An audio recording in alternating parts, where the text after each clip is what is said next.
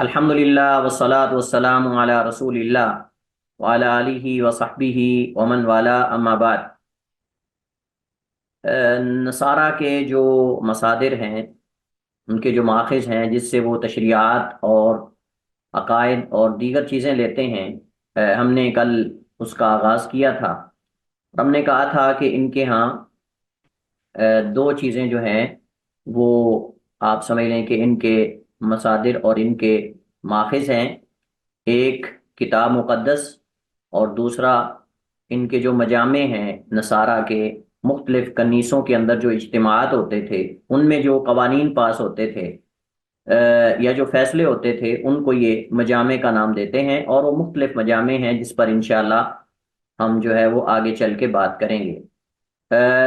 आज हम इंशाअल्लाह जो चारों अनाजील हैं उन पर इंशाअल्लाह बात करेंगे, और उसके साथ साथ इंजील बरनबा, इस पे भी हम बात करेंगे। इनकी हकीकत क्या है, इनकी सनद क्या है, और इनके अंदर क्या कुछ मौजूद है, और कौन सी दलील है वो जो जिससे हम ये मालूम कर सकते हैं कि ये किताबें मुहर्रफ हैं और तहरीफ शुदा हैं।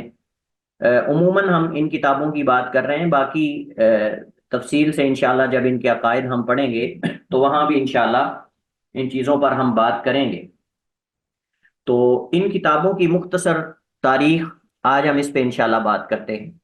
तो सबसे पहले जो ये चारों अनाजील हैं हम इस पे बात करेंगे, उसके बाद इंजील बरनबा जो इनसे कुछ मुख्तलिफ है उसकी तारीख और उसकी हकीकत पर भी हम बात करेंगे। तो इंजील मत्ता हमारे पास सबसे पहली इंजील है जिस पर हम बात करेंगे, और ये असल में तरतीब में, यानी किताब बाइबल के अंदर या किताब मुकद्दस जिसको ये नाम देते हैं, उसमें ये पहले नंबर पर है। और पहले नंबर पर इस एतबार से शायद रखी गई है कि ये जो है वो हजम में सबसे बड़ी है, हजम में सबसे बड़ी है, और तकरीबन इसमें जो इसहा हैं उनकी तादाद 28 है, 28 है इसहा। क्या आप में से किसी को पता है कि इसहा क्या होता है? तो आप में से जानता है कि इसहा क्या है? नहीं सर, नहीं पता। इसके पार्ट पार्ट होंगे, हिस्से होंगे। सर सुहuf की तो नहीं जमा? नहीं नहीं, सुहुफ सुहुफ इसमें नहीं है। ये तो साफ ज़ाहिर है कि वाज़ेह है कि हिस्से हैं, लेकिन वो हिस्से किस एतबार से हैं हमारे यहाँ, उसके कायम मुकाम क्या चीज आती है? सर तो जैसे पारे पारे होते हैं। पारे नहीं, पारे नहीं। देखें, ये एक सिफर होता है ना, असफार में एक सिफर है मसलन, तो यानी जो ये जो किताब मुकद्दस है इसके अंदर कई असफार हैं। हमने तौरात के अंदर भी ये पढ़ा था, इसके अंदर कई असफार हैं। फिर आगे हर सिफर जो है वो इसहा पर मुश्तमिल होता है, और इसहा जो है ये हकीकत में जो है वो असह की जमा है। और इसहा बतौर इसम के भी बोला जाता है, यानी इसहा बतौर इसम के मुफरद जमा सब के लिए बोला जाता है। और बाज कहते हैं कि इसहा मुफरद है और इसकी जमा ये इसहाहात बोलते हैं, इसहाहात यानी ता के साथ। इसहा मुफरद है और इसकी जमा इसहाहात यानी अलिफ हा अलिफ ता के साथ, इसहाहात इस तरह बोला जाता है। और बाज कहते हैं कि मुफरद जमा दोनों के लिए ये इस्तेमाल करते हैं। तो बहरहाल इस किताब के अंदर कई एक असफार हैं, और हर सिफर के अंदर कई इसहा होते हैं। और ये इसहा हमारे यहाँ बाब के कायम मुकाम है, हमारे यहाँ किताब नहीं बाब के कायम मुकाम है। यानी हमारे यहाँ आप देखें, सही बुखारी है मसलन, सही बुखारी के अंदर कई किताबें हैं, किताब ताहरा है, किताब सलाह है, किताब सोम है, किताब ज़का, किताब हज वगैरह वगैरह। ये उस तरह नहीं है, क्योंकि इनके यहाँ कोई बाकायदा मौजूआत तो इस तरतीब से है नहीं। तो इस वजह से इनके यहाँ इसहा है, हर सिफर के अंदर कई इसहा होते हैं। तो ये गोया कि इंजील मत्ता किताब मुकद्दस में एक सिफर के कायम मुकाम है। पूरी इंजील मत्ता एक सिफर के कायम मुकाम है, और एक सिफर जो है यानी असफार की जमा सिफर, किताबचा, वो उसके अंदर 28 इसहा हैं। और ये इसहा बाब के करीब, सॉरी फसल के करीब करीब होता है, फसल के करीब करीब, लेकिन फसल से थोड़ा बड़ा होता है। हमारे यहाँ जो फसल होती है ना, फसल से थोड़ा ये बड़ा है और बाब के करीब करीब है, बाब के करीब करीब है। और एक सिफर के अंदर बाज दफा ज्यादा भी इसहा होते हैं, और बाज दफा ऐसे भी असफार आते हैं किताब मुकद्दस के अंदर कि जिसके अंदर सिर्फ एक ही इसहा होता है, جس کے اندر صرف ایک ہی عیسیٰ ہوتا ہے یا دو عیسیٰ ہوتے ہیں، بعض میں 3 ہوتے ہیں اور بعض میں بہت سارے ہوتے ہیں، اور بعض میں بہت سارے ہوتے ہیں. تو یہ جو انجیل متی ہے اس کے اندر ٹوٹل 28 اصحاح ہیں. یعنی آپ یہ کہہ سکتے ہیں کہ 28 فصلیں یا 28 ابواب اس کے اندر موجود ہیں. نصارہ کے بزعم یہ جو کتاب، اس کو انہوں نے انجیل متی کا نام دیا ہے، یہ حواری متی کی طرف منسوب ہے. یعنی ان کا گمان یہ ہے کہ یہ جو عیسیٰ علیہ السلام کے حواری تھے متی، یہ کتاب ان کی طرف منسوب ہے. لیکن اس نسبت پر ان کے پاس کوئی ٹھوس ثبوت موجود نہیں ہے جس کو یہ پیش کر سکیں اور ثابت کر سکیں کہ واقعتاً ہی یہ عیسیٰ علیہ السلام کے حواری تھے. پہلی بات تو یہ ہے، اور دوسری بات یہ ہے کہ یہ کتاب جو ہے ان کی، اس کی نسبت ان کی طرف صحیح ثابت ہے، سوائے اس کے کہ ایک آدمی ہے جس کو یوسیابیوس کہتے ہیں، یوسیابیوس کیسری. یوسیابیوس کیسری ایک آدمی ہے، اس نے اپنی کتاب تاریخ کنیسہ کے اندر یہ لکھا ہے کہ بے شک متی نے اپنے اقوال کو عبرانی زبان میں لکھا، اور اس سے انہوں نے جناب لے کر اس کو آگے جو ہے وہ اس پر اعتماد کرتے ہوئے یعنی بغیر شک و شبے کے اس کو بیان کرتے ہیں کہ یہ انجیل متی جو ہے، یہ متی حواری جو ہے اس کی طرف منسوب ہے. حالانکہ یہ جو شخص ہے یوسیابیوس کیسری، یہ بذات خود مشکوک آدمی ہے، یہ بذات خود مشکوک آدمی ہے. چاہے جائے کہ اس کی کسی نقل پر جو ہے وہ اعتماد کیا جائے یا اس کی کسی کلام پر جو ہے وہ اعتماد کیا جائے. تو یہ گویا کہ ہم کہہ سکتے ہیں کہ یہ جو تاریخ کنیسہ کا حوالہ انتہائی ضعیف حوالہ ہے، اس پر اعتماد نہیں کیا جا سکتا. اور اسی طرح متعدد دلائل اس نسبت کی نفی کرتے ہیں. اور بھی کئی دلائل ہیں جس سے پتہ چلتا ہے کہ یہ نسبت جو متی کی طرف کی جاتی ہے اس انجیل کی، یہ درست نہیں ہے. نمبر 1، نصارہ نے سند کے ساتھ اسے نقل نہیں کیا، اور اس متی نامی شخص کا تعین بھی نہیں ہے کہ یہ حواری ہے یا کوئی دوسرا آدمی ہے.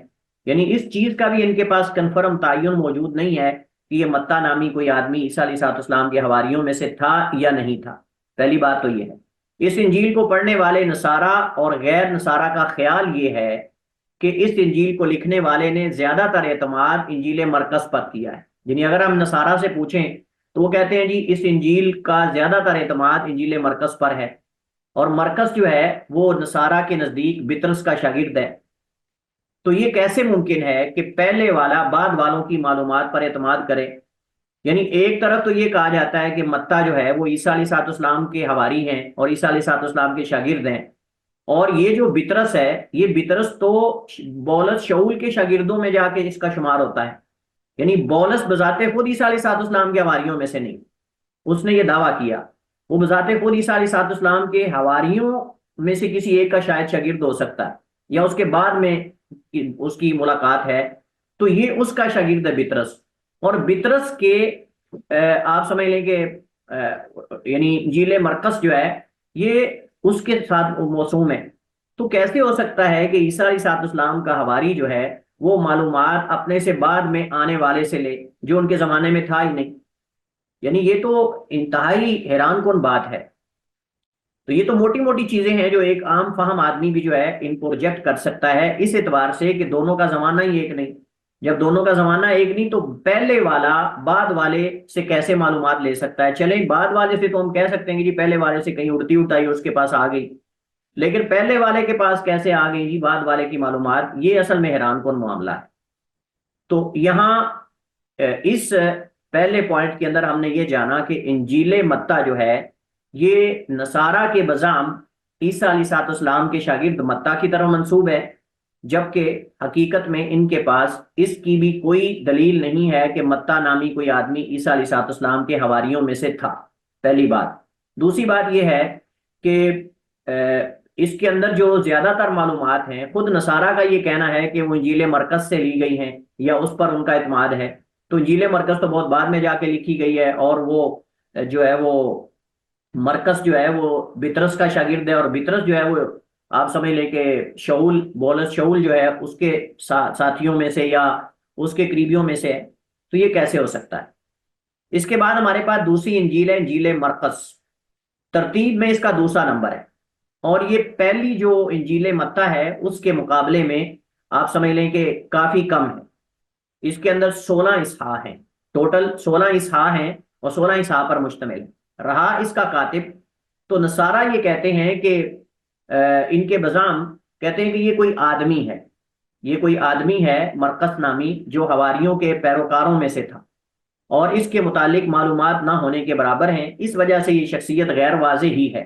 یعنی اس کی شخصیت مرقس نامی آدمی کی یہ بھی واضح نہیں، بس اتنا کہتے ہیں کہ اس کا نام یوحنا تھا اور لقب مرقس تھا، یعنی نام یوحنا تھا اور لقب اس کا مرقس تھا، اور یہ بولس اور برنابا کا دعوت کا ساتھی تھا، جیسے میں نے پہلے ذکر کیا، بولس اور برنابا کا دعوت کا ساتھی تھا۔ بعد میں ان سے علیحدہ ہو گیا، کسی وجہ سے اختلاف ہوا تو ان سے دونوں سے علیحدہ ہو گیا، بولس اور برنابا سے، تو اس نے جا کر جو ہے وہ اپنی دعوت اور الگ اپنا مشن بنا لیا وغیرہ وغیرہ، جو بھی اس طرح کی وہ باتیں چھوڑتے رہتے ہیں، کرتے ہیں۔ اب رہی کتاب یعنی انجیل مرقس، تو یہ سب سے قدیم معلومات اس بارے میں وارد ہوئی ہیں۔ جو سب سے قدیم معلومات اس کتاب کے بارے میں ملتی ہیں وہ یوسابیوس کی کتاب تاریخ کنیسہ ہی ہے، جس کا پہلے ہم نے ذکر کیا ہے۔ اس میں لکھا ہوا ہے کہ مرقس بطرس کا ترجمان اور مفسر بن گیا، یعنی مرقس نامی شخص، یہ بطرس کا وہ یوحنا ہے یا اس کا لقب ہے یا کوئی اور آدمی مرقس ہے، جو بھی ہے، کہتے ہیں کہ یہ بطرس کا ترجمان اور مفسر بن گیا، اور اس سے رب کے تمام اقوال و اعمال انتہائی باریکی سے نقل کیے، اور اس سے رب کے تمام اقوال و اعمال انتہائی باریکی سے نقل کیے، لیکن ترتیب سے نہیں، کیونکہ اس نے رب سے ڈائریکٹ نہیں سنا تھا، کیونکہ اس نے رب سے سنا نہیں تھا، یعنی ڈائریکٹ رب سے اس نے سنا نہیں تھا، اس وجہ سے اس نے جو ہے وہ ترجمان بن کے یہ اقوال جو ہے وہ نقل کیے۔ اچھا، یہ یہاں فائدہ آ گیا ہے، ترجمان کا ذکر آ گیا ہے، ترجمان بھی اس کو پڑھ سکتے ہیں، ترجمان بھی پڑھ سکتے ہیں، لیکن سوال یہ ہے کہ کسی بھی زبان میں جو ٹرانسلیٹر ہوتا ہے اس کی کیا شروط ہے، کیسا ہونا چاہیے ٹرانسلیٹر؟ اگر کوئی شخص آپ سے پوچھے کہ کون سا شخص ٹرانسلیٹر بن سکتا ہے، ترجمان بن سکتا ہے، تو کیا آپ جواب دیں گے؟ سر جس کا کوئی اچھا کردار ہو، اچھا علم، جس کا مطلب ہے نا مسند علم ہو، وہی بن سکتا ہے۔ کیسے؟ تھوڑا وضاحت کریں نا، علم کون سے علم کی بات کر رہے ہیں آپ؟ اس میں مطلب ہے نا جو یہ کتاب کی بات کر رہے ہیں، الہامی کتاب کی، نہیں کہ نہیں، اس کے ہم عام بات کر رہے ہیں، عام اگر کسی کو ترجمان بنانا ہے تو ترجمان کے اندر کیا یعنی آپ سمجھ لیں شروط پائی جانی چاہیے؟ ایک تو وہ اس لینگویج کا ایکسپرٹ ہو جس کی وہ کر رہا ہے، جس کتاب کی۔ ٹھیک ہے۔ دوسرا اس کے پاس مطلب ہے نا جو اس وقت کا نالج ہے، اس بک کے بارے میں نالج ہے، وہ زیادہ سے زیادہ ہو۔ اور تیسرا وہ مطلب ہے نا اوور آل جو فلسفی ہے یا جو اس وقت کا علم ہے باقی ان کے اوپر بھی اس کی دسترس ہو، اور اس کی اس قوم کے اندر بھی پذیرائی ہو جس کا وہ نمائندہ ہے۔ چلیے خیر، آپ نے اس کو اوور آل بنا دیا ہے کہ مکمل عالم ہو۔ تین شرطیں علماء ذکر کرتے ہیں، ترجمان کی تین شرطیں علماء ذکر کرتے ہیں۔ نمبر ایک، امانت دار ہو، یہ آپ نے قطعاً بھی ذکر نہیں کی، امانت دار ہو، یہ لازمی اور پہلی شرط ہے۔ اگر خیانت ہے، خیانت کرنے والا ہے، امانت دار نہیں ہے، تو اس کے ترجمے پر کبھی بلیو نہیں کیا جا سکتا۔ اس وجہ سے ضروری ہے کہ جو عمرا اور بڑے بڑے حکام اور ان کے ساتھ جو ترجمان جاتے ہیں وہ امانت دار ہونے چاہیے۔ یہ نہ ہو کہ اگر ان کے ساتھ ملے ہوئے ہیں تو ان کی من کی ترجمہ کرتے جائیں، اگر ان کے ساتھ ملے ہوئے ہیں تو ان کے من کا ترجمہ کرتے جائیں، چاہے بیچ میں بات کرنے والا کو اور بات کر رہا ہو۔ تو پہلی چیز امانت داری ہے۔ نمبر دو، جس زبان میں ترجمہ کر رہا ہے اس زبان کا بھی ماہر ہو، اور جس زبان سے ترجمہ کر رہا ہے اس زبان کی بھی مہارت رکھتا ہو۔ یہ ایک شرط ہوگی، یعنی آپ اس کو ایک شرط بنا سکتے ہیں کہ جس زبان سے اور جس زبان میں ترجمہ کر رہا ہے دونوں زبانوں کا ماہر ہو، دونوں زبانوں کا ماہر ہو۔ تیسری شرط یہ ہے کہ وہ جس چیز کا ترجمہ کر رہا ہے، جس علم کا ترجمہ کر رہا ہے اس علم کا بھی ماہر ہو، یعنی اگر وہ کسی لغت کی کتاب کا ترجمہ کر رہا ہے تو لغت میں مہارت رکھتا ہو، اگر کسی حدیث کی کتاب کا ترجمہ کر رہا ہے تو حدیث کا بھی اس کو مہارت ہونی چاہیے، اگر قرآن کا ترجمہ کر رہا ہے تو قرآن کو تفسیر کے علوم سے، علوم قرآن سے بھی وہ مہارت رکھتا ہو۔ یہ نہ ہو کہ جاہل ہو اور مفسر بن جائے، اس کو مفسر کون کہے گا؟ ایسے مفسر نہیں ہوتے۔ یہ بہت ضروری۔ ہمارے ہاں کیا ہوتا ہے، ہمارے ہاں بعض ایسے لوگ اردو ٹرانسلیٹر بن جاتے ہیں وہاں سعودی عرب کے اندر، اور یہ بڑا المیہ ہے، بڑا المیہ ہے۔ بعض دفعہ وہاں جمعوں کا خطبہ بھی بعض دفعہ ایسے لوگ کرتے ہیں، بعض دفعہ کتابوں کے ترجمے بھی، کئی ایسی ہمارے سامنے گپلے سامنے آئے، جب وہاں ہم نے دیکھا کئی کتابوں کی نظر ثانی کی یا کئی چیزوں کو دیکھا یا وہاں کئی بورڈ دیکھے ہم نے، تو پھر دوبارہ اس کی اصلاح کرنی پڑی، دوبارہ اس کی اصلاح کرنی پڑی۔ وہ ایسے لوگ جو صرف ان کی پشتو زبان تھی، اردو ان کو ٹوٹی پھوٹی آتی تھی، وہاں چونکہ مواقع ہوتے ہیں ترجمانوں کے لیے، گائیڈز وغیرہ کے، تو وہ اپنے لیے وہ ان کو یعنی یہ سمجھتے کہ جو زیادہ زبانیں لکھ کر دے گا نا فارم کے اندر فل کرنے کے لیے یا سی وی کے اندر، تو اس کو جاب مل جائے گی، تو وہ لکھ دیتے ہیں جی میں فارسی بھی جانتا ہوں، میں پشتو بھی جانتا ہوں، میں اردو بھی جانتا ہوں، میں عربی بھی جانتا ہوں، میں حالانکہ انہوں نے لکھا ہوتا ہے کہ سب سے اچھی زبان آپ کو کون کون سی آتی ہے، یعنی اللغات التی تجیدہا، یہ الفاظ ہیں، اللغات التی تجیدہا، کون سی وہ لغات ہیں جس کو آپ اچھے طریقے سے جانتے ہیں۔ تو وہ ان کو پتا ہے کہ اردو کے ان کو گائیڈ چاہیے، تو وہ اردو لکھ دیتے ہیں اپنے ساتھ، اردو لکھ دیتے ہیں، اور وہاں جو لوگ جاتے ہیں وہ جانتے ہیں کہ وہ کیسی اردو کرتے ہیں، پھر وہ کیسا ترجمہ کرتے ہیں، وہاں لکھا ہوتا ہے، جو بورڈ لگے ہوتے ہیں وہ بھی آپ نے دیکھے ہوں گے اردو میں وہ کیسا ترجمہ ہوا ہوتا ہے۔ بعض تو گوگل کے ذریعے کرتے ہیں، بعض ایسے لوگوں کے ذریعے کرتے ہیں اور لگتا ہے ایسے جیسے گوگل نے کیا ہے، حالانکہ وہ کرتے بندے ہی ہیں۔ تو یہ میرے خیال میں یہ خیانت ہے، ان بیچاروں کو تو نہیں پتا کہ واقعی یہ جانتا ہے کہ نہیں اردو، لیکن وہ کہتا ہے جی میں اردو جانتا ہوں، اور پھر وہ ایسی اردو کی کرتے ہیں کہ جو اردو بھی بیچاری جو ہے وہ روتی ہے کہ یہ کیا ہو رہا ہے میرے ساتھ۔ تو یہ بہت ضروری ہے، یہ آپ اگر ایک بندہ جو ہے وہ مثلا حدیث کو جانتا ہی نہیں، اور حدیث کی اصطلاحات جو علماء استعمال کرتے ہیں اس کو نہیں جانتا، اگر اس کو کہیں یہ ترجمہ کریں حدیث کی کتاب کا، اب اس کو پتہ ہی نہ ہو کہ یہ اصطلاحات کیا ہیں، تو وہ بعض دفعہ اس اصطلاح کو سمجھے بغیر وہ کرے گا۔ جیسے وہ میں نے آپ کو پہلے بھی شاید بتایا تھا، شیخ بکر ابو زید جو ہیں ان کی کتاب ہے التعالم، ان کی کتاب ہے التعالم، اس کے اندر انہوں نے بڑے ایسے قصے لکھے، اس کے اندر ایک انہوں نے یہ بھی لکھا کہ ایک بندہ جو ہے بنت لبون اور بنت مخاض اور حقہ جزا اور یہ جو محامل وغیرہ ہیں، یہ کتاب و زکوٰۃ کے اندر اکثر اس طرح کے نام آتے ہیں، تو اس نے دیکھا اپنے تھیسس کے اندر کہیں نقل کیا اس نے بنت لبون اور بنت مخاض، تو وہ سمجھ رہا تھا کہ شاید یہ اونٹنیاں ہیں، ان کی عمریں بھی باقاعدہ مختص ہیں، بنت مخاض 1 سال جس کا پورا ہو چکا ہو، بنت لبون جس نے 2 سال پورے کر لیے ہوں، اور حقہ جس نے 3 سال، اور جزا جس نے 4 سال 5ویں میں داخل ہو چکی ہو۔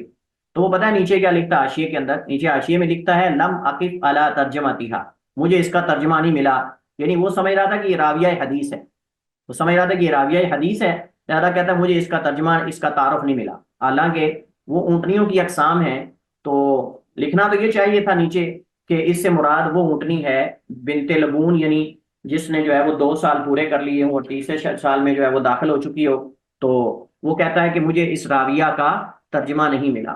تو اس طرح کے کئی واقعات جو ہیں وہ شیخ بکر ابو زید نے اپنی کتاب التعالم کے اندر ذکر کیے ہیں۔ تو پھر اس طرح کے عجوبے آتے ہیں جب بندہ اس علم سے ہی بالکل جو ہے وہ نہ واقف ہو جس کا وہ ترجمہ کر رہا ہے، تو پھر صاف ظاہر ہے کہ گل کھلائے گا وہ، یا پھر وہ کیا کرتے ہیں جہاں کوئی مشکل اصطلاح آتی ہے تو وہاں اس کو عربی میں ہی کوٹ کر کے آگے چلے جاتے ہیں، اس کو عربی میں ہی لکھ کر آگے چلے جاتے ہیں، اور وہ طلبہ بیچارے معصوم کہ جن کو جہاں اردو کی ضرورت ہوتی ہے وہاں وہ عربی میں لکھا ہوتا ہے تو پریشان ہو جاتے ہیں کہ اب اس کا ترجمہ کیا ہوگا، تو وہ نہ خود فائدہ اٹھا سکا نہ دوسروں کو فائدہ دے سکا، تو پھر ایسے ترجمے سے تو نہ ہی کرے بندہ تو بہتر ہے۔ بہرحال تو ہم آتے ہیں اس کی طرف، تو رہی کتاب یعنی انجیل مرقس، تو جو سب سے قدیم معلومات اس بارے میں ہم نے کہا وہ تاریخ کنیسہ کے اندر ہیں، وہ یہ ہے کہ مرقس بطرس کا ترجمان تھا اور مفسر بن گیا، اور اس نے پھر یہ اقوال اور اعمال وغیرہ باریکی سے نقل کیے وغیرہ وغیرہ جس کو ہم نے پیچھے پڑھا۔ لیکن یہ ایک شخص بابیاس کی گواہی ہے جو کہ بذات خود صاحب کتاب کے ہاں قابل اعتماد نہیں، اور پھر جس کی طرف کتاب منسوب ہے وہ بھی مجہول ہے، وہ بھی مجہول آدمی ہے، یعنی جس نے نقل کیا ہے تاریخ کنیسہ کے اندر وہ آدمی بھی مجہول ہے، اور جس سے اس نے نقل کیا ہے بابیاس نامی آدمی، اس کی یہ بندہ بھی بذات خود مجہول ہے، تو ساری چیزیں مجہول ہے، اب کس پر اعتماد کیا جائے؟ یہ تو ایسے جیسے شیعہ کی کتابوں کے اندر لکھا ہوتا ہے ان رجل من اہل کوفہ، ان رجل من اہل بصرہ، ان ابن فلان، ان ابن، سیم عبارت نام چلائے ہوتے ہیں ہر جگہ، تو یہ تو اصل میں کرتے ہیں تقیہ کرتے ہیں۔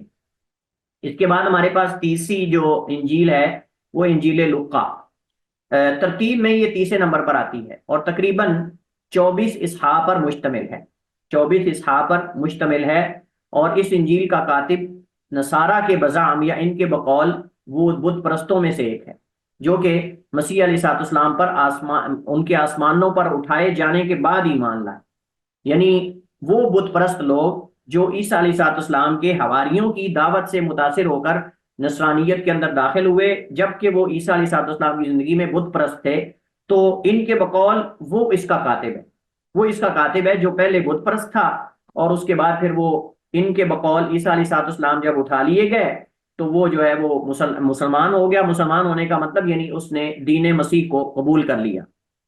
یہ بولس شاول یہودی کا ساتھی تھا، اسی وجہ سے بولس نے بذات خود اپنے رسائل میں 3 جگہ اس کا ذکر کیا ہے، 3 جگہ اس کا ذکر کیا ہے، اس سے پتہ چلتا ہے کہ یہ پوری سازش تھی، اور اس سازش کے تحت یہ بولس کا سارا کردار ہے کہ بولس نے جو ہے وہ اپنے بندے اپنے ساتھ ملائے، اور بظاہر جو ہے وہ نصرانیت کو قبول کیا، اور اس کو قبول کرنے کے بعد کتابیں لکھ کر جناب وہ عیسیٰ علیہ الصلوۃ والسلام کے حواریوں کی طرف منسوب کر دیں، اور نصرانیت جو ہے ان کے عقائد اور ان کے افکار کو اس طرح کر کے انہوں نے جو ہے وہ بگاڑا۔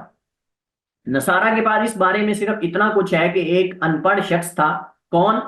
یہ جو لوکا ہے نا، اس کی ہم بات کر رہے ہیں کہ یہ جو لوکا ہے ایک ان پڑھ شخص تھا جو بولس کے ساتھ بعض سفروں میں رہا، تو گویا کہ یہ بھی ایک مجہول شخصیت ہوئی، اور نصارہ کے پاس نسبت کے صحیح ہونے پر کوئی دلیل ایسی نہیں ہے جس کو پیش کر کے یہ کہہ سکیں کہ یہ واقعی لوکا نامی آدمی جو ہے یہ کوئی تھا، اور یہ بت پرست تھا، اور پھر یہ نصرانیت کے اندر داخل ہوا، اور پھر یہ بولس کا ساتھی رہا۔ بہرحال یہ ساری باتیں جو ہیں وہ ان کے پاس بغیر سند کے چیزیں موجود ہیں۔ صاف ظاہر ہے کہ جب کوئی چیز گھڑتا ہے تو اس کا پروف دینے کے لیے وہ واقعات بھی گھڑ لیتا ہے، اس کے بارے میں نام بھی گھڑ لیتا ہے کہ جس کی طرح منسوخ کیے جائیں گے، تو سیم یہی حرکت انہوں نے کی ہے۔ اس کے بعد ہمارے پاس چوتھی اور آخری انجیل جو بائبل کے اندر موجود ہیں، 4 انجیلیں، ان میں سے وہ انجیل یوحنا ہے۔ عہد جدید کی ترتیب میں، یعنی جو ہم نے کہا نا کہ بائبل کے 2 حصے ہیں، کتاب مقدس جو ان کی ہے اس کے 2 حصے ہیں، ایک عہد قدیم ہے اور ایک عہد جدید ہے۔ تو عہد جدید کی ترتیب میں یہ چوتھی انجیل ہے، اور یہ دیگر تینوں اناجیل سے مختلف ہے۔ باقی تینوں قریب قریب ہیں، موضوع کے اعتبار سے اور الفاظ وغیرہ کے اعتبار سے کافی قریب قریب ہے، لیکن اس کا یہ ہرگز مطلب نہیں ہے کہ ان کے اندر تعارض نہیں ہے، یعنی یہ مطلب نہیں ہے کہ ان کے اندر تعارض نہیں ہے، ہر کتاب کے اندر آگے تعارض ہے، یعنی آپس میں اس کتاب کا ہی اپنے موضوعات کے ساتھ تعارض ہے، پھر صاف ظاہر ہے کہ جب وہ قریب قریب ہوں گی تو سب کے اندر ہی تعارض ہوگا۔ اس انجیل میں یہ جو انجیل یوحنا ہے، اس میں زیادہ تر مسیح علیہ الصلوۃ والسلام کی الوہیت اور ان کے ابن اللہ ہونے کے دعوے پر زور دیا گیا ہے، یعنی اس انجیل یوحنا کا زیادہ تر موضوع کیا ہے کہ عیسیٰ اللہ کا بیٹا ہے اور عیسیٰ الہ ہے، اس پر زیادہ زور دیا گیا ہے۔ تعالی اللہ عما یقولون علوا کبیرا۔ اب رہی اس کی نسبت کی بات، تو سب سے کمزور ہے، جس کے کئی ایک دلائل ہیں کہ نسبت کمزور ہے۔ سب سے پہلے بولے کاربوس، جس کے بارے میں گمان کیا جاتا ہے کہ وہ یوحنا کا شاگرد تھا، اس نے یوحنا سے اس انجیل کا ذکر تک بھی نہیں کیا، جس سے پتہ چلتا ہے کہ اسے اس کا علم نہیں، اور نہ ہی یوحنا کی طرف اس کی نسبت درست ہے۔ اس کو علم ہی نہیں تو کیسے اس نے لکھ دی؟ کتاب یونانی فلسفیانہ اصطلاحات سے بھرپور ہے، جس سے پتہ چلتا ہے کہ اسے لکھنے والا کوئی یونانی فلاسفر ہے جس نے یہ عقیدہ ان کے عقائد کے اندر داخل کیا ہے۔ جیسے میں نے آپ کو پہلے کہا نا کہ یہ صاف ظاہر ہے کہ اس کے پیچھے سازشیں ہیں، اور نصرانیت کو بگاڑنے کے لیے یہ سارے پلان کیے گئے، اور یہ کتابیں جو ہے وہ ایک دم نکالی گئیں اور لکھی گئیں۔ اب اس کتاب کو اگر آپ پڑھیں نا، تو اس کتاب کے اندر زیادہ تر اصطلاحات جو ہیں وہ فلسفیانہ ہیں، فلاسفہ جو ہیں ان کی اصطلاحات ہیں، فلسفے پر مبنی عبارتیں اور سارا فلسفہ اس کے اندر ہے۔ اس سے پتہ چلتا ہے کہ اس کو لکھنے والا شخص کوئی فلاسفر ہے جس نے نصرانیت کو بگاڑنے کے لیے عقائد کو اس نے یہ کتاب لکھی۔ تیسری بات یہ ہے کہ اولین نصارہ نے اس انجیل کو یوحنا کی طرف منسوب نہیں کیا۔ اگر یہ ہوتی اور اس کی کوئی حقیقت ہوتی تو اولین نصارہ جو ہیں، جو قداماء ہیں، وہ کم از کم اس کی نسبت جو ہے وہ یوحنا کی طرف کرتے، لیکن ایسی کوئی بات نہیں۔ خلاصہ کلام یہ ہے چاروں اناجیل کے بارے میں کہ چاروں اناجیل کی نصارہ کے پاس کوئی قابل اعتماد اور قابل اعتبار سند یا دلیل نہیں ہے کہ جس کو یہ پیش کر کے ثابت کر سکتے ہوں کہ ان کی کتابیں جو ہیں یہ محفوظ ہیں اور یہ بہت پہلے سے ان کے پاس جو ہے وہ موجود ہیں۔ اچھا، یہ تو تھا ان چاروں اناجیل کی تاریخ کا موضوع، اس پہ ہم نے بات کی، اور ہم نے کہا کہ ان کی تاریخ اگر ہم دیکھیں تو کوئی اس کے بارے میں ان کے پاس حقائق موجود نہیں ہے، ساری پہلوں کی طرح بونگیاں ہیں، اس کے علاوہ کچھ نہیں ہے۔ اب چاروں اناجیل کا متن کیا ہے؟ یعنی ہم نے یہ ابھی ہماری بات چل رہی تھی ان کتابوں کی سند پر کہ کیا سند کے اعتبار سے یہ کتابیں بذاتی ہی ثابت ہیں کہ نہیں۔ اب ہم چلتے ہیں ان کتابوں کے اندر جو ٹیکسٹ یعنی جو متن ہے اس کی کیا حقیقت ہے، اب ہم اس کی طرف چلتے ہیں۔ یہ تو ہم صرف ان کتابوں کی بذات خود بات کر رہے تھے، اب ہم کتابوں کے اندر جو معلومات ہیں اگر ہم ان کی بات کریں تو کئی چیزیں اس میں ذکر کی جا سکتی ہیں جس سے آپ کو اندازہ ہو جائے گا کہ ان کتابوں کے اندر جو متن ہے یعنی عبارتیں ہیں ان کی کیا حقیقت ہے۔ تو سب سے پہلی چیز کہ اس کے اندر بہت زیادہ اختلاف پایا جاتا ہے، جس سے پتہ چلتا ہے کہ یہ متن بھی محفوظ نہیں ہے۔ چاروں اناجیل کا تقابلی جائزہ اگر ہم لیں تو یہ نتیجہ نکلتا ہے کہ ان کے درمیان سخت تعارض ہے، جس سے پتہ چلتا ہے کہ یہ منزل من اللہ نہیں ہو سکتے۔ اس کی چند ایک مثالیں ہم یہاں نیچے ذکر کرتے ہیں جس سے آپ کو بھی اندازہ ہو جائے گا کہ یہ منزل من اللہ نہیں۔ سب سے پہلے اگر ہم بات کریں عیسیٰ علیہ السلام کے نسب نامے کی، تو عیسیٰ علیہ السلام کے نسب نامے کے حوالے سے کہ کس نبی تک جا کے ملتا ہے تو اس میں بھی تعارض ہے۔ یعنی اس میں تو کوئی شک نہیں کہ ابراہیم علیہ السلام تک تو سارے متفق ہو جاتے ہیں، اسحاق علیہ السلام تک سارے متفق ہیں سوائے نبی کریم علیہ السلام کے۔ چونکہ آپ جانتے ہیں پہلے بھی ہم نے اس میں بات کی جب ہم نے یہود کے حسد کی بات کی اور قرآن کریم یہود کو کن صفات سے موصوف کرتا ہے اس پہ ہم نے بات کی، تو ہم نے وہاں یہ بات ذکر کی تھی کہ یہود کو سب سے بڑا جو مسئلہ تھا نبی کریم علیہ السلام سے وہ یہ تھا کہ یہ اسحاق علیہ السلام کی اولاد سے کیوں نہیں آئے، یہ اسماعیل علیہ السلام کی اولاد سے کیوں آئے ہیں، اسماعیل علیہ السلام کی اولاد سے یہ کیوں آئے ہیں، ان کو سب سے بڑا مسئلہ یہ تھا۔ تو جب کہ ہم نے یہ بات کی تھی ہم نے کہا تھا کہ اللہ تعالیٰ کی مرضی ہے، یہ اللہ تعالیٰ کا فضل ہے، اور اللہ تعالیٰ جانتا ہے کہ اس نے اپنی رسالت کو کہاں رکھنا ہے، لہٰذا یہ اللہ کا فضل ہے، اس پر کوئی اعتراض نہیں ہو سکتا، ٹھیک ہے۔ اور اسحاق علیہ السلام کی اولاد سے بے شمار سینکڑوں انبیاء اللہ نے پیدا کیے ہیں، تو اسحاق علیہ السلام تک تو کوئی شک نہیں کہ متفق ہی ہوں گے، لیکن اسحاق علیہ السلام سے نیچے جو ان کی اولاد میں سے کس تک ان کے یعنی نسب کا ان کی انتہا ہوتی ہے، داؤد علیہ السلام تک، یعقوب علیہ السلام، یوسف علیہ السلام تک کہاں جاتی ہے، اس میں مختلف اقوال ہے۔ مثال کے طور پر متی نے مسیح علیہ السلام کا نسب یوسف بن یعقوب علیہ السلام تک، پھر آخر میں انہیں سلیمان علیہ السلام تک کی نسل سے بنایا ہے، یعنی پہلے وہ ذکر کیا پھر آخر میں ذکر کرتے کرتے سلیمان بن داؤد علیہ السلام کی نسل سے بنایا ہے۔ لوکا نے نسب یوسف بن حالی تک اور آخر میں ناثان بن داود تک پہنچایا ہے، یعنی یوسف بن حالی، یوسف بن یعقوب نہیں، یوسف بن حالی کوئی شخص ہے اس تک پہنچایا ہے، اور پھر اس سے لے کر ناثان بن داود یعنی داؤد علیہ السلام کا کوئی دوسرا بیٹا، سلیمان علیہ السلام نہیں بلکہ وہ اور ہے جس کی طرف انہوں نے یہ جو ہے وہ منسوب کیا ہے۔ متی نے داؤد علیہ السلام تک مسیح علیہ السلام کے 27 کے قریب آبا و اجداد، آبا اور امہات ذکر کیے ہیں، جبکہ لوکا نے صرف آبا 42 کے قریب ذکر کیے، یعنی اس کا مطلب یہ ہے کہ یہ الگ الگ چیزیں ہیں، لکھنے والے بھی الگ الگ ہیں، اگرچہ انہوں نے کوئی تھوڑی تبدیلی کر دی تاکہ کوئی یہ نہ کہے کہ یہ کاپی ہے یا ایسی کوئی بات ہے۔ تو بہرحال آپ دیکھیں کہ کتنا فرق ہے۔ دوسرا، مسیح علیہ السلام کی نسبت یوسف جو ان کے بذام مریم سلام اللہ علیہ کا منگیتر تھا اس کی طرف باطل ہے۔ مسیح علیہ السلام کی نسبت یوسف جو کہ ان کے بذام مریم سلام اللہ علیہ کا منگیتر تھا اس کی طرف یہ نسبت باطل ہے۔ صحیح بات یہ ہے کہ مریم سلام اللہ علیہ ہارون علیہ السلام کے خاندان سے تھیں، نہ کہ وہ یہ اس خاندان سے تھیں جو کہ ذکر کیا جاتا ہے۔ تو بہرحال یہ صرف ایک مثال ہے، اور بہت ساری مثالیں اس کے اندر موجود ہیں کہ ان کا عیسیٰ علیہ السلام کے نسب کے حوالے سے بھی تعارض موجود ہے۔ اب اناجیل کے اندر غلطیاں، جیسے ان اناجیل میں اختلاف پایا جاتا ہے ویسے ہی مزید انشاءاللہ آگے چیزیں آئیں گی۔ ہم عموماً جو ہے وہ کتاب مقدس پر جب بات کریں گے تو انشاءاللہ وہاں ہم یہ چیزیں ذکر کریں گے۔ ویسے ان میں بہت سی غلطیاں ہیں لیکن چند ایک ہم یہاں بات کرتے ہیں۔ نمبر ایک بڑی عجیب حکایت نقل کی جاتی ہے، اور حکایت کیا ہے؟ انجیل متی میں مسیح علیہ السلام کے سولی پر چڑھائے جانے اور ان کی روح قبض ہونے کے بعد کے متعلق لکھا ہے کہ جب ہیکل کا حجاب پھٹ کر اوپر سے نیچے تک دونوں حصوں میں بٹ گیا، زمین میں زلزلہ برپا ہوا اور قبریں کھل گئیں، اور قبروں میں آرام کرنے والے بہت سارے مقدس لوگ زندہ ہو کر بیت المقدس میں داخل ہوئے، اور کئی لوگوں نے ان کا دیدار بھی کیا۔ آپ ذرا تصور کریں یعنی حجاب، ہیکل کا حجاب پھٹا، یعنی ہیکل پھٹ گیا اور اوپر سے نیچے تک اس کے دو حصے ہو گئے زمین میں. یعنی یہ اس وقت کی بات ہے کہ جب عیسیٰ علیہ السلام جو ہے ان کو سولی پہ چڑھایا گیا اور انہوں نے ان کے گناہوں کا کفارہ ان کے بقول جو ہے وہ دے دیا اور ان کی روح قبض کر لی گئی. اس کے بعد کہتے ہیں ایک بڑا حادثہ رونما ہوا، ایک زلزلہ برپا ہوا، زمین کھل گئی اور اس زمین کھلنے سے جتنے قبروں کے اندر لوگ آرام کر رہے تھے سارے مقدس لوگ زندہ ہو کر بیت المقدس میں داخل ہو گئے اور کئی لوگوں نے ان کو دیکھا بھی، ان کا دیدار بھی کیا، گویا کہ ان کے بقول ان سے ملاقات بھی کی، گویا کہ ان کے بقول ان سے ملاقات بھی کی.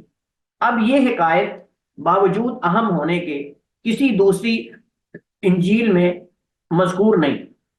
یہ کیسے ہو سکتا ہے اتنا بڑا حادثہ پیش آئے اور مردے زندہ ہو کر شہروں میں گھس جائیں لیکن اسے سوائے متا کے کوئی بھی نہ جانتا؟ یعنی یہ کیسے ہو سکتا ہے؟ یعنی ان کے بقول متا جو ہے وہ عیسیٰ علیہ السلام کا حواری تھا یا اس کے قریب، ان کے قریب قریب تھا، اس نے یہ واقعہ نقل کیا ہے.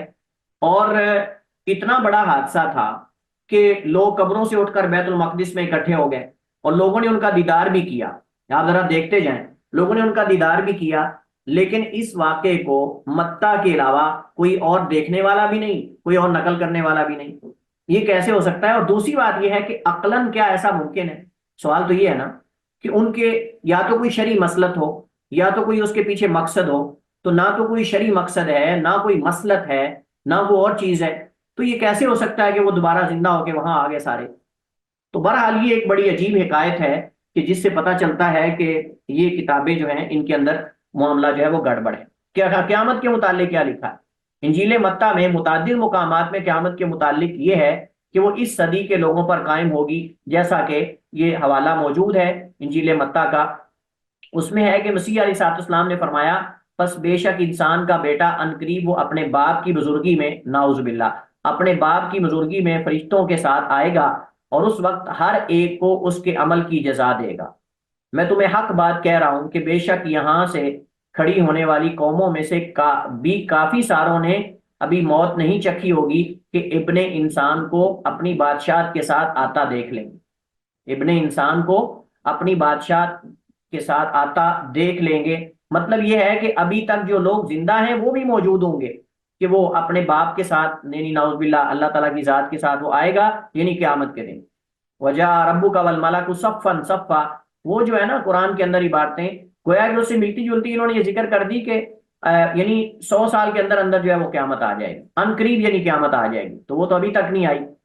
اور ایک دوسری جگہ میں ہے کہ بے شک میں تمہیں حق بات کہہ رہا ہوں تم اسرائیل کے شہر مکمل نہیں کر پاؤ گے کہ انسان کا بیٹا آ جائے گا، انسان کا بیٹا آ جائے گا. یہ تمام نصوص بتاتی ہیں کہ اس نسل کے تمام افراد کے گزرنے سے قبل قیامت قائم ہو جائے گی، لیکن وہ تو ابھی تک بھی نہ پہنچی اور پتہ نہیں اس کے بعد ان کی کتنی نسلیں گزر چکی ہیں، لیکن قیامت تو ابھی تک بھی نہیں آئی. تو مسیح علیہ السلام کی سلطنت کو زوال نہ ہوگا، انجیل لوقا میں لکھا ہوا ہے. اور اس مسیح علیہ السلام کو رب الہ اس کے باپ داود کی کرسی عنایت کرے گا جس سے وہ یعقوب علیہ السلام کے خاندان کا اکیلا اور ہمیشہ کے لیے وارث بن جائے گا اور اس کی سلطنت کو کبھی زوال نہ ہوگا. اب یہ واضح غلطی ہے کیونکہ مسیح علیہ السلام یہود کے بادشاہ تھے ہی نہیں. پہلی بات تو یہ ہے یہود کے بادشاہ تھے ہی نہیں اور نہ ہی آل یعقوب علیہ السلام پر بادشاہ تھے، بلکہ یہ تو اکثر ان کے دشمن تھے، حتیٰ کہ انہیں زندہ آسمانوں پر اٹھا لیا گیا. یعنی انہوں نے عیسیٰ علیہ السلام کو اپنا بادشاہ قبول کب کیا ہے؟ نہ وہ بادشاہ انہوں نے اپنے آپ کو کہا ہے، وہ تو داؤد علیہ السلام تھے نا، سلیمان علیہ السلام تھے. عیسیٰ علیہ السلام تو بادشاہ نہیں، نہ انہوں نے کہا ہے کہ میں بادشاہ ہوں اور نہ ہی وہ بنی اسرائیل کے بادشاہ بن کے آئے ہیں. وہ تو نبی اور رسول بن کے آئے ہیں اور یہود نے ان کو قبول بھی نہیں کیا کہ کہا جائے کہ یہود کے بادشاہ تھے. بنی اسرائیل کی طرف آئے ہیں لیکن یہود نے تو ان کو مانا ہی نہیں، یہود نے تو ان کو مانا ہی نہیں، وہ تو ان کے قتل کے اندر پہ ہو گئے جس وجہ سے ان کو زندہ آسمانوں پہ اٹھا لیا گیا. لہٰذا یہ تو بڑی عجیب بات ہے کہ اس انداز سے جو ہے وہ ان کو بیان کیا جا رہا ہے. یہ تو ایسے جیسے کوئی یہودیوں کے قریب ان کو کرنا چاہ رہا ہے. نصارہ مسیح علیہ السلام کے نام پر زہر بھی پی لیں تو کچھ نہ ہوگا. ہم کہتے ہیں آ جاؤ ذرا میدان میں سارے پی لو، پھر اس پہ عمل کرو، ہم تو بڑے خوش ہوں گے. انجیل مرقس میں لکھا ہوا ہے اور یہ نشانیاں مومنین کے ساتھ ہیں، وہ شیاطین کو میرے نام سے نکالیں، نئی زبانوں سے گفتگو کریں، ہاتھوں میں سانپ اٹھا لیں، اور اگر کوئی زہریلی چیز بھی پی لیں تو انہیں نقصان نہیں دے گی، اگر یہ اپنے ہاتھ مریضوں پر رکھیں گے تو وہ شفا یاب ہو جائیں گے۔ ہم کہتے ہیں آجو میدان میں ذرا پکڑ لو سانپ سارے دنیا کے اور زہر پی لو، سارے پیالہ ایک ایک ہاتھ میں پکڑ کے پی لو، کیونکہ تمہاری کتاب کے اندر یہ موجود ہے کہ تم عیسیٰ کا نام لے کر پی لو گے تو تمہیں کچھ نہیں ہوگا۔ سارے عیسائیوں کو ایک ایک پیالہ دینا چاہیے اور یہ پی کے جوان ہو جائیں۔ عمل تو کریں ذرا ایک دفعہ۔ اگر واقعی ہم کہتے ہیں اگر تمہارا واقعہ ہی ان اناجیل کے صحیح ہونے پر ایمان ہے تو پھر آجو میدان میں، آجو میدان میں، پھر ذرا کود آؤ۔ لیکن ایسا نہیں کریں گے، ان کو پتا ہے۔ انجیل یوحنا میں کیا لکھا ہوا ہے؟ انجیل یوحنا میں حق بات کہتا ہوں، جو مجھ پر ایمان رکھتا ہو اسے چاہیے کہ وہ میرے اعمال کی مثل اعمال کرے، بلکہ اس سے بھی عظیم کارنامے سر انجام دے۔ یہ ہو سکتا ہی نہیں کہ نبی کہے کہ مجھ سے آگے بڑھ جائے کوئی، اور مجھ سے آگے بڑھ سکتا ہے کوئی، پھر نبی آنے کا، رسول آنے کا مقصد کیا ہے؟ یہ تو ہو سکتا ہی نہیں کوئی نبی کہے کہ مجھ سے آگے بڑھ جاؤ، مجھ سے بھی آگے سبقت لے جاؤ، کیونکہ نبی اور رسول کو پتا ہے کہ اس سے آگے کوئی سبقت لے جائے گا تو اس کے یہ سبقت لے جانا قبول ہی نہیں ہوگا۔ پہلی بات تو یہ ہے، یہ کیسے ہو سکتا ہے کہ کوئی نبی اور رسول کہے کہ مجھ سے بھی زیادہ کارنامے سر انجام دو؟ یہ نہیں ہو سکتا، کیونکہ میں تو عنقریب اپنے باپ کی طرف جانے والا ہوں۔ ہاں، جب کسی چیز کی ضرورت ہو تو میرے نام سے مانگ سکتے ہو، میرے نام سے مانگ سکتے ہو۔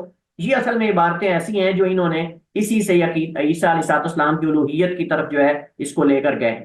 ہم کہتے ہیں مانگو پھر عیسیٰ کے نام پر، دیکھتے ہیں تمہیں ملتا ہے کہ نہیں، مانگو پھر تم۔ اب اگر انہی باتوں پہ ہم غور کریں تو پتہ چلتا ہے کہ یہ کاتب تو نصارہ کو مارنے اور زہر پلانے کے درپے ہے، انہیں کرتب دکھانے والا بنانا چاہتا ہے کہ سانپ پکڑ لیں اپنے ہاتھوں میں اور سانپ نچانے والے اور سانپ دکھانے والے پٹورے ان کو دے دیں، وہ جو بناتے ہیں وہ ڈابے سے جس کے اندر سانپ بند ہوتے ہیں، تو گویا کہ یہ تو کوئی بندہ ان کو زمانے کا آپ سمجھ لیں کہ کہتے ہیں نا جگ انسائی کرنا چاہتا ہے ان پر۔ یہ یہودی ہو سکتے ہیں، وہ کہتے ہیں کہ سارے عیسیٰ کے نام پر زہر پی لیں اور سارے ختم ہو جائیں، ان کے ساتھ ہمیں لڑنے کی ضرورت بھی نہ پڑے۔ اب یہ ان کا اپنا عمل ہے کہ وہ اس پر عمل کرتے ہیں کہ نہیں کرتے۔ تو یہ چند ایک چیزیں تھیں، آگے انشاءاللہ مزید آئیں گی جب ہم عیسیٰ علیہ السلام ان کے عقیدہ تثلیث اور ان چیزوں پر بات کریں گے تو مزید انشاءاللہ اس حوالے سے باقاعدہ عبارتیں آئیں گی۔ اب ہمارے پاس جو آخری انجیل ہے پانچویں، وہ چار ہیں جن پر یہ اعتماد کرتے ہیں۔ اب یہ پانچویں ہے یہ انجیل برنابا، اس حوالے سے ان کا کیا نظریہ ہے اور کیا یہ عقیدہ رکھتے ہیں، کیا اس کو صحیح مانتے ہیں، نہیں مانتے، کون مانتے ہیں کون نہیں مانتے، اور اس کے اندر اس کا موضوع کیا ہے، کیا چیزیں اس کے اندر ہے کہ جس سے نصارہ جو ہے وہ بھاگتے ہیں، ہم اس پہ ذرا بات کرتے ہیں۔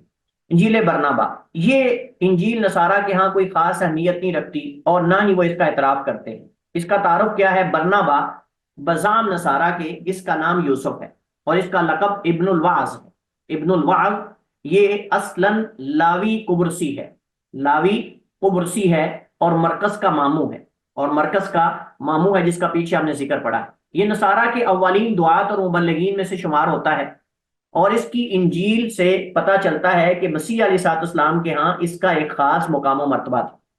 کہا جاتا ہے کہ اس نے اپنے کھیت وغیرہ بیچ کر ان کی قیمت کو مبلغین کی خدمت میں پیش کر دیا، اور جب بولس یہودی نے دین مسیح میں داخل ہونے کا دعویٰ کیا تو حواری اس سے ڈر گئے کیونکہ وہ اسے اپنا دشمن ہی گردانتے تھے، لیکن پھر برنابا حواریوں کے ہاں اس کی سفارش کر کے اسے مقبولیت بخشی۔ برنابا حواریوں کے ہاں اس نے اس کی سفارش کر کے اسے مقبولیت بخشی۔ انجیل برنابا کیا ہے، اس کا کیا تعارف ہے؟ انجیل برنابا کے متعلق جو سب سے پہلی خبر سامنے آئی وہ تقریباً سن 492 عیسوی میں، 492 عیسوی میں جب عیسائیوں کے پوپ جلاسیوس اول، کئی جلاسیوس ان کے گزرے ہیں، ان میں جلاسیوس اول نے کئی ایک کتب کے مطالعہ کی حرمت کا اعلان کیا کہ فلاں فلاں کتابیں پڑھنا جائز نہیں ہے، اس کا مطالعہ کوئی نصرانی نہیں کر سکتا۔ ان کتب میں انجیل برنابا کا بھی ذکر کیا تھا، ٹھیک ہے، اور واقعہ رسول اللہ صلی اللہ علیہ وسلم کی بعثت سے پہلے کا ہے، اور یہ واقعہ رسول اللہ صلی اللہ علیہ وسلم کی بعثت سے پہلے کا ہے۔ اس واقعہ کے بعد 16ویں صدی عیسوی کے آخر تک اس کی کوئی خبر نہیں ملتی کہ وہ کتاب کہاں گئی۔ اس صدی کے آخر میں ایک راہب فرامرینو کے ہاتھ کچھ رسائل لگے جن میں سے یہ کتاب بھی تھی، تو اس راہب نے اسے جاننے کا عزم کیا اس نے کہا کہ پڑھوں تو صحیح کہ اس کتاب میں کیا ہے، اس کی تاریخ کیا ہے، کب لکھی گئی اور کس نے لکھی، اور یہ اس نے اس کتاب کا کھوج لگانا شروع کر دیا۔ اس بندے نے، فرامرینو نے، اس کتاب کا کھوج لگانا شروع کر دیا کہ یہ کتاب کیا ہے اور یہ کب کی ہے اور کس نے لکھی اور اس کا موضوع چیزیں کیا ہے۔ یہ شخص اس واقعے کے متصل بعد مسلمان بھی ہو گیا۔ یہ بڑی حیرانگی کی بات ہے، یعنی جب اس کے ہاتھ کئی رسائل لگے اور اس نے یہ رسائل پڑھے، اس برنابا کا بھی اس نے تعارف کیا، اس کا بھی اس نے مطالعہ کیا، اس کی تاریخ کو جانا، تو اس کے متصل بعد وہ مسلمان ہو گیا۔ پھر 18ویں صدی عیسوی کے آغاز میں اس نے اس کتاب کا ایک نسخہ اٹلی زبان میں، یعنی اسے ایک نسخہ ایک پایا گیا، 18ویں صدی عیسوی کے آغاز میں اس کتاب کا ایک نسخہ اٹلی زبان میں پایا گیا، جو اس وقت یورپ کی بعض لائبریریز میں موجود ہے، آج بھی موجود ہے، اور لبنان میں اس کا عربی میں ترجمہ ہو چکا ہے۔ لبنان میں اس کا عربی میں ترجمہ ہو چکا ہے۔ جب نئی یہ انجیل سامنے آئی، پہلی دفعہ مشہور ہوئی، تو درمیانے درجے کے نصارہ میں ایک شور برپا ہو گیا، جس کو کہتے ہیں نا ہلا گلا مچ گیا، شور مچ گیا، کیونکہ اس میں موجود معلومات نصارہ کی، جو موجودہ نصارہ کے عقائد ہیں اس کے خلاف ہے، لیکن اس کے اندر بہت سارے حقائق ہیں، بہت ساری چیزیں نصارہ کو برداشت نہ ہوئی۔ صاحب ذرے کہ جو پادری ان کے چرچ اور کلیساؤں کے اندر لوگوں کو الو بنا رہے تھے، وہ تو ساری اس کی نیچے انجیل برنابا کی معلومات تو اس کا سارا اس کو تہس نہس کر دینے والی تھی، تو ان کو تو بہت زیادہ مرچیں لگیں ان لوگوں کو کہ یہ کیا ہو جائے گا اگر یہ عام ہو گئی، اور اگر لوگوں کے اندر اس کو پذیرائی مل گئی انجیل برنابا کو، تو ہماری پچھلی اناجیل کا سارا جو ہے وہ بیڑا گل ہو جائے گا، ختم ہو جائے گا۔ اور دوسری بات یہ ہے کہ ہمارے جو کنیسے کے اندر، چرچ کے اندر جو نظام چلتا ہے، قوانین چلتے ہیں، وہ تو عیسائی ہمارے آپ سمجھ لیں کے خلاف ہو جائیں گے، یعنی عوام جو ہیں وہ خلاف نکل آئیں گے ہمارے، اور یہ بڑا مسئلہ بنے گا۔ پھر انہوں نے کیا کیا، انہوں نے اسے رد کرنے کے لیے کئی ایک وسائل اختیار کیے کہ اس کتاب کا رد کرنے کی ہماری کتاب ہی نہیں، اور ہمیں نہیں پتہ یہ کہاں سے آئی، کدھر سے آئی، اور اس کی تاریخ کیا ہے، لہذا ہم اس کو جانتے ہی نہیں۔ ان میں سے ایک یہ ہیلا بھی تھا کہ یہ کسی عربی مسلمان کی تصنیف ہے، یعنی انہوں نے مشہور کیا کر دیا، انہوں نے کہا کہ آپ یہ کہو کہ یہ کسی عربی مسلمان نے لکھی ہے، یا پھر اندلسی یہودی کی جو پہلے نصرانی ہوا بعد میں مسلمان ہوا، یعنی انہوں نے کہا کہ یہ کسی یا تو مسلمان کی لکھی ہے، یا پھر اندلس کے یہود میں سے کسی یہودی نے لکھی ہے، بعد میں نصرانی ہوا اور پھر مسلمان ہو گیا۔ لیکن یہ ان کا دعویٰ کرنا کہ یہ انجیل برنابا یہ کسی مسلمان نے لکھی ہے، یا یہودی جو پہلے تھا پھر نصرانی ہوا پھر مسلمان ہوا اس نے لکھی ہے، تو یہ دعویٰ باطل ہے، اور اس کی کئی وجوہات ہیں۔ نمبر ایک مسلمان ہونے والا شخص نصارہ کے لیے کتاب کیوں کر تصنیف کرے گا؟ یعنی آپ نے یہ میری بات اور سے سننی ہے، اور میرے ساتھ آپ نے رہنا ہے، پھر آپ کو یہ سمجھ آئے گی۔ یعنی ایک شخص مسلمان، اللہ سے ڈرنے والا، وہ اسلام میں رہ کر، اسلام کے اندر رہ کر وہ اللہ پر بہتان بازی نہیں کر سکتا، تو وہ پوری کتاب لکھ کر اللہ کی طرف کیسے منسوخ کر سکتا ہے؟ وہ تو ایک بات بھی مسلمان، اور یہ جس دور کی بات کر رہے ہیں اس دور کے اندر تو ابھی کوئی اس قدر جھوٹ نہیں پھیلا تھا۔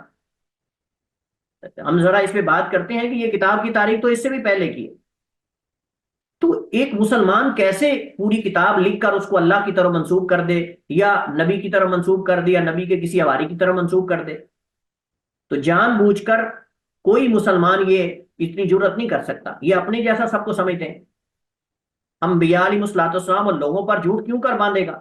حالانکہ مسلمان ہو چکا ہے، یہ کام تو اسے پہلے کرنا چاہیے تھا، لیکن مسلمان ہو کر وہ یہ کام کیوں کر رہا ہے؟ اس میں ایسی معلومات ہیں جو یہود و نصارہ کی موجودہ کتب میں نہیں ہیں، اس میں ایسی معلومات ہیں یہود و نصارہ کی موجودہ کتب میں نہیں ہیں، نمبر ایک۔ نمبر دو، اس کتاب کا عربی میں ترجمہ کرنے والے مترجم کا کہنا ہے کہ اس کتاب کا مصنف، یعنی انہوں نے کہا نا کہ یہ پہلے یہودی رہا پھر عیسائی رہا، تو اس کے اندر تو ایسی معلومات ہیں جو نہ ان کی کتابوں کے اندر موجود ہیں اور نہ ان کے پاس موجود ہیں، تو اس نے پھر وہ معلومات تو ایسی ہونی چاہیے نا جو ان کی معلومات کے بہت زیادہ قریب ہو، تو وہ بھی تو نہیں ہے۔ اس کتاب کا عربی میں ترجمہ کرنے والے مترجم کا کہنا ہے کہ اس کتاب کا مصنف عہد قدیم اور نصرانیت کو اچھی طرح جاننے والا معلوم ہوتا ہے، یعنی اس کا یہ کہنا ہے۔ اس کا مطلب یہ ہوا کہ مسلمان سے تو یہ ختم ہو گیا نا سلسلہ، کہ مسلمان نہیں ہو سکتا لکھنے والا۔ چوتھی بات یہ ہے کہ اس کتاب میں موجود غلطیوں میں ایک مسلمان کبھی واقع نہیں ہو سکتا. یعنی مسلمان اس کتاب کے اندر جو غلطیاں ہیں نا صاحب اس کے اندر بھی غلطیاں ہیں. یہ نہیں ہم کہتے کہ یہ کتاب ساری بالکل ٹھیک ہے، اس کے اندر بھی کئی بڑی بڑی غلطیاں. مثال کے طور پر جو مسلمان ہے جو اتنا بڑا کام کر رہا ہے، کیا اس کو یہ پتا نہیں کہ آسمان و زمین کی کتنی تعداد ہے؟ لیکن اس کتاب کے اندر لکھا ہوا ہے کہ آسمانوں کی تعداد 10 ہے، اور اسی طرح اس میں میکائیل کو میکائیل اور اوریل کو اسرافیل بنایا ہوا ہے. ٹھیک ہے، اور آدریل کو اسرافیل بنایا ہوا ہے. تو آپ دیکھیں کہ اگر مسلمان ہوتا تو وہ اس کو اسی طرح لکھتا، اور اس کو پتا ہے کہ آسمانوں کی تعداد 7 ہے، زمینوں کی تعداد 7 ہے، وہ 10 تو نہ لکھتا. شاید اللہ تعالیٰ نے اس انجیل کو نصارہ پر حجت پوری کرنے کے لیے کہیں سے نکالا ہے. اللہ سبحانہ و تعالیٰ نے اس انجیل برنابا کو نصارہ پر حجت قائم کرنے کے لیے کہیں سے نکالا ہے. اب ہمیں معلوم نہیں کہ یہ کہاں سے آئی. یہ اس میں کوئی شک نہیں کہ اس کے اندر بہت ساری معلومات ایسی ہیں جو واقعتاً نہیں لگتا ہے کہ قدیم ہے، اور وہ اصل جو نصرانیت کے اندر معلومات ہونی چاہیے تھیں وہ اس کے اندر ہے. لیکن صاف ظاہر ہے جیسے ہمارے جاہل معاشرے کی حالت ہے. آپ اگر سندھ کے علاقے کے اندر چلے جائیں، سندھ کے علاقے کے اندر جو قبر پرستی اور جو پیر پرستی اور یہ ساری حالت ہے، آپ ان کو جا کے 100 قرآن کی آیتیں سناتے رہیں، 100 ان کو حدیثیں سناتے رہیں، وہ تو نہیں مانیں گے. وہ تو اس کو توحید سمجھ کر رہے ہیں سب. تو صاف ظاہر ہے کہ جب یہ نسل در نسل کئی صدیوں سے گمراہی پر چلتے آ رہے ہیں نصارہ، اور کلیسا اور جو چرچ ہے ان کی حکومت اور ان کی سرداری اور ان کا سب کچھ چلتا آ رہا ہے، تو بھلا وہ کیسے مانیں گے کہ یہ کتاب ہماری ہے اور ہم اس کو لے لیتے ہیں؟ اور پھر یہ کہ ان کی دیگر جو 4 کتابیں ہیں اناجیل، وہ تو بہت ساری معلومات اس سے ٹکراتی ہیں اور باطل عقائد کا رد یہ کتاب کرتی ہے. تو کیسے اس کو یہ تسلیم کر لیں گے جلدی سے؟ ان کا تو جیسے کہتے ہیں نا، جیسے ہمارے ہاں کئی رسومات اور کئی ایسی بدعات اور خرافات وہ اسلام کے اندر لوگوں نے داخل کر لی ہیں، لوگ آج اس کو حقیقت سمجھتے ہیں، اور ان کو پتا ہے، جو ان کے مولوی حضرات ہیں ان کو پتا ہے کہ یہ غلط ہے، لیکن ان کو پتا ہے کہ اگر ہم کہیں گے کہ یہ غلط ہے تو ہماری روزی روٹی بند ہو جائے گی. اس وجہ سے کہتے ہیں جو لگا ہے صحیح لگا ہے، بس ٹھیک ہے چلنے دو، جب چل رہا ہے کام بنا ہوا ہے بس ٹھیک ہے. وہ کب کہیں گے کہ یہ فلاں کرنا، فلاں کام کرنا، یہ کرنا وہ کرنا یہ غلط ہے؟ انجیل برنابا کی تعلیمات کیا ہے؟ آئیے ذرا اس کو ہم دیکھتے ہیں. اس انجیل کی تعلیمات دیگر اناجیل سے مختلف ہیں. اس وجہ سے نصارہ نے متعدد بار اس کے خلاف حملے کیے، کیونکہ یہ ان کے کفری عقائد کی نفی کرتی ہے. جیسا کہ مثلا اس میں ہے کہ مسیح علیہ الصلوۃ والسلام ایک انسان ہے، نہ الہ ہے اور نہ ابن اللہ. اس میں مسیح علیہ الصلوۃ والسلام سے منقول ہے کہ ذبیح اللہ اسماعیل علیہ الصلوۃ والسلام ہے، نہ کہ اسحاق علیہ الصلوۃ والسلام. اور میں نے آپ کے سامنے کئی دفعہ اس پہ بات کی ہے کہ یہود جو ہیں اور نصارہ اور یہود ہے، یہ چونکہ یہود کو اپنے قریب کرنا چاہتے ہیں نصارہ، اس وجہ سے دونوں اس پر متفق ہیں کہ ذبیح اللہ جو ہیں جس کا قرآن کریم کے اندر بھی ذکر ہے، وہ کہتے ہیں اسماعیل علیہ الصلوۃ والسلام نہیں ہے بلکہ وہ اسحاق علیہ الصلوۃ والسلام ہے، تاکہ وہ فضیلت جو ہمارے نبی کو حاصل ہے وہ یہ اپنی طرف لے جائیں. کیونکہ نبی علیہ الصلوۃ والسلام سے تو ان کو حسد ہے نا، اس وجہ سے کوئی بھی فضیلت جو ان کو لگتا ہے کہ وہ ان سے نبی علیہ الصلوۃ والسلام سے ہٹا لی جائے، وہ اس کو ہٹانا، یہ اس کے لیے ایک لمحہ بھی ضائع نہ کریں. اور یہ مسئلہ باقاعدہ اس کو علماء نے ذکر کیا ہے کہ جو ذبیح اللہ ہیں، ذبیح اللہ یعنی جو ابراہیم علیہ الصلوۃ والسلام نے جن کو خواب دیکھا تھا کہ میں ذبح کر رہا ہوں، اس سے مراد اسماعیل علیہ الصلوۃ والسلام نہیں بلکہ اسحاق علیہ الصلوۃ والسلام ہے. یہ ان کا عقیدہ ہے، اور یہ قرآنی آیت سے بھی باقاعدہ یہ ثابت کرتے ہیں. جبکہ صحیح بات یہ ہے کہ نبی کریم علیہ الصلوۃ والسلام جو ہے وہ 2 جو ذبیح اللہ ہیں ان کے بیٹے ہیں. ایک عبداللہ، ان کو بھی آپ کو پتا ہے جیسا کہ تاریخ کے اندر سیرت کے اندر موجود ہے کہ جو آپ کے دادا عبد المطلب ہیں انہوں نے نظر مانی تھی کہ میں اس کو قربان کروں گا بیت اللہ کے نام. تو پھر جو ہے خواب آئی کسی کو یا جو بھی، وہ ایک تفصیل آپ سیرت کے اندر پڑھتے رہتے ہیں، نے کہا کہ 100 اونٹ قربان کر دو تو اس کو تم ذبح نہ کرو. لہذا وہ ذبح کرنے کی نظر مان کے اس کو چھوڑ دیا گیا حضرت عبداللہ کو جو نبی علیہ الصلوۃ والسلام کے والد ہیں، اور اس وجہ سے ان کو 2 ذبیح اللہ کا بیٹا کہا جاتا ہے نبی علیہ الصلوۃ والسلام کو. تو یہ یہود کہتے ہیں کہ نہیں اسحاق علیہ الصلوۃ والسلام ہے. اچھا، یہ جو انجیل برنابا ہے اس کے اندر لکھا ہوا ہے کہ ذبیح اللہ اسماعیل علیہ الصلوۃ والسلام ہے، نہ کہ اسحاق علیہ الصلوۃ والسلام، جیسا کہ یہود کا گمان. اس کے اندر یہ تو یہ بھلا کیسے اس کو قبول کریں گے؟ اس میں مسیح علیہ الصلوۃ والسلام کی طرف سے نبی محمد علیہ الصلوۃ والسلام کی متعدد بشارتیں ہیں اس انجیل برنابا کے اندر. یعنی کئی جگہ پر نبی کریم علیہ الصلوۃ والسلام کی عیسیٰ علیہ السلام نے بشارتیں دی ہیں کہ میرے بعد نبی آئے گا. جیسے قرآن نے کہا یاتی من بعد اسمہ احمد، میرے بعد ایک نبی آئے گا جس کا نام احمد ہوگا، جس کا نام احمد ہوگا. اور اس انجیل برنابا کے اندر متعدد بشارتیں موجود ہیں. اس انجیل برنابا میں اس بات کی ساتھ بھی موجود ہے کہ مسیح علیہ الصلوۃ والسلام سولی نہیں دیے گئے، بلکہ اللہ تعالیٰ نے انہیں زندہ آسمانوں میں اٹھا لیا. جسے ان کی جگہ سولی دی گئی وہ یہوذا اسخریوتی تھا. یہوذا اسخریوتی آدمی تھا جس نے مسیح علیہ الصلوۃ والسلام کا راز فاش کیا تھا کہ مسیح علیہ الصلوۃ والسلام جو ہے وہ فلاں جگہ پر موجود ہے، مسیح علیہ الصلوۃ والسلام فلاں جگہ پر موجود ہیں. لہذا اسی کو پکڑ کر، جیسے ہم نے اس دن پڑھا تھا، اسی کو پکڑ کر جو ہے وہ سولی پہ چڑھا دیا گیا اور عیسیٰ علیہ الصلوۃ والسلام کو اللہ تعالیٰ نے زندہ اٹھا لیا. جیسے حقائق موجود ہیں اسی طرح اس کتاب کے اندر لکھے ہوئے ہیں. تو آپ ذرا سوچیں کہ یہ بھلا اس کو مانیں گے؟ اس کتاب کو جو صدیوں سے ایک باطل عقیدے پر چلتے آ رہے ہیں وہ تو اس کو نہیں مانیں گے. اور پادریوں کی تو دیہڑی بند ہو جائے گی. جو چرچ کے اندر، کنیسا کے اندر پادری ہوتے ہیں، ان کی تو ساری روزی روٹی بند ہو جائے گی. یہ ڈرامہ جو چلا ہوا ہے وہ سارا بند ہو جائے گا. اور اس کے اندر اور بھی کئی ایسی چیزیں ہیں جو ان کے عقائد اور نظریات کے خلاف ہیں. اس وجہ سے اس کتاب کو نہیں مانتے. اس وجہ سے انہوں نے بائبل کے اندر اس کو شامل نہیں کیا، انجیل برنابا. اور یہ انجیل برنابا واللہ عالم یہ بہت زیادہ قریب ہے عیسیٰ علیہ الصلوۃ والسلام کی تعلیمات کے. لیکن ہم یہ نہیں کہتے کہ یہ ساری یہ بھی محفوظ ہے اور یہ بھی وہی کتاب ہے جو اللہ تعالیٰ نے عیسیٰ علیہ الصلوۃ والسلام کو دی ہے. لیکن اگر ہم اس کے اندر معلومات کا تقابل کریں اسلام کے ساتھ اور قرآن اور سنت کے ساتھ تو بہت ساری چیزیں ملتی، جس سے پتہ چلتا ہے کہ یہ تعلیمات بہت ساری عیسیٰ علیہ الصلوۃ والسلام کی تعلیمات ہیں. اور یہ کتاب جو ہے یہ بہت قدیم کتاب ہے، یہ بہت قدیم کتاب ہے. بلکہ اگر یہ کہا جائے کہ یہ باقی اناجیل سے بھی قدیم ہے تو اس میں کوئی شک نہیں ہوگا. تو یہ جناب اس انجیل برنابا کی کہانی ہے جس کو یہ نصارہ نہیں مانتے، جبکہ ان کو ماننا چاہیے. اور جیسے میں نے پہلے ذکر کیا کہ شاید اللہ سبحانہ و تعالیٰ نے ان پر حجت قائم کرنے کے لیے اس کتاب کو محفوظ رکھا، اس کتاب کو محفوظ رکھا. اور یہ کتاب تاکہ ان کی باقی کتابوں پر حجت ہو اور دلیل ہو، اور کل قیامت کو یہ جو ہے یہ نہ کہہ سکے کہ ہمارے پاس تو معلومات اور یہ چیزیں جو ہے وہ محفوظ نہیں تھی اور ہمیں تو پتہ نہیں تھا، ہمیں یہ ہے وہ ہے. بہرحال اسی پر ہم اکتفا کرتے ہیں. باقی مزید اس پہ انشاءاللہ ہم بات کریں گے. انجیل برنابا پر بھی اور دیگر اناجیل کے موضوعات پر بھی انشاءاللہ بات ہوگی، اور ان کے جو عقائد ہیں اور ان کی عبادات اور شاعر ہیں اس پہ انشاءاللہ ہم بات کریں گے. واللہ تعالی علم واحکم وصلی اللہ وسلم علی نبینا محمد وعلی آلہ وصحبہ وسلم.